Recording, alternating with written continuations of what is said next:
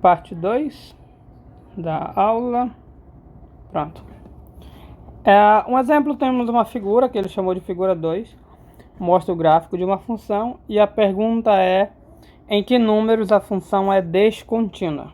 Então, guys, para a gente investigar onde nós temos descontinuidade, a gente vai olhar os pontos onde eu tenho interrupção. Perceba que eu tenho interrupção aqui, que é do 1.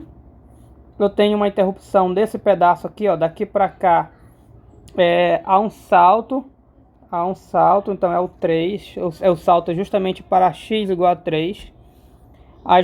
Quando a gente fala de continuidade e descontinuidade, sempre é em número do domínio, é onde o x tende, então é no eixo x.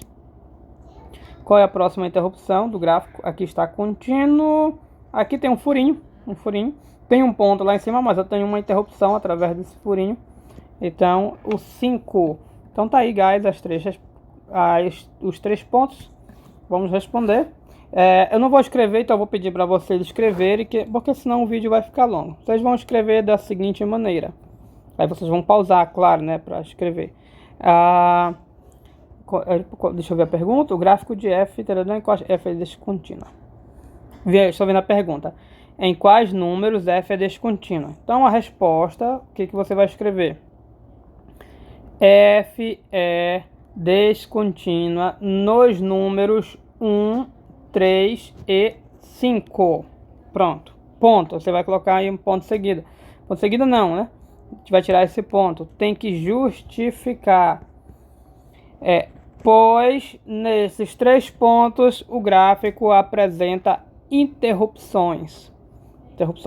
Mas na verdade, guys, essa é uma justificativa plausível, geométrica, mas na verdade a justificativa adequada seria o que? Seria de acordo com a definição. Mas isso aí eu costumo exigir um pouco mais para a matemática. No final das contas, a gente vê que graficamente é a questão da interrupção, a continuidade. Porém, eu vou dizer para vocês como é que ficaria uma resposta mais formal. É a maneira que eu escrevi para vocês, é plausível, aceitável, porque nós não estamos fazendo um curso de matemática, mas rigorosamente, do ponto de vista matemático, seria assim: f é descontínua em 1. Por que ela é em 1? Porque 1 não faz parte do domínio.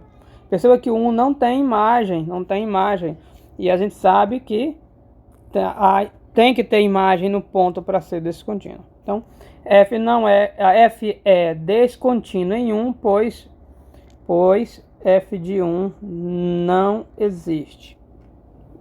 Isso é no 1. E formalmente, como é que ficaria no 3? No 3 você percebe que não existe limite. Por quê? Aqui está vindo, ó, pela esquerda está dando um valor, pela direita outro valor. Então você escreveria f é descontínua no número 3, pois o limite de f de x, quando x tende a 3, não existe. Está justificado. Eu esqueci de mencionar, guys, perdão, peço desculpas. Descontínua é uma função que não é contínua. Provavelmente vocês já perceberam isso pelo contexto do que está sendo falado, mas é isso. O que é uma função descontínua? É uma função que não é contínua. Finalmente, falta justificar a descontinuidade no 5. No 5, se a gente tem imagem, dessa vez tem imagem por causa do pontinho aqui. A gente tem limite, mas esse pontinho aqui ele representa o limite, bem aqui. Por que ele representa o limite? Porque esquerda e direita é nele que está se aproximando, mas o limite aqui não é a mesma imagem. Esse pontinho representa a imagem. Então, aqui é a imagem do 5. E esse ponto é o limite que a gente vai chamar de L. Ou seja, no 5, f é descontínua no número 5, pois o limite é diferente da imagem do 5. Então coloque a imagem do 5. E o limite é x tendendo a 5, porque nós estamos falando do número 5. Ok? É isso. Então, se achou confuso, Essas últimas justificativas que eu dei separadamente, 1, 3 e 5, são as justificativas rigorosas e formais.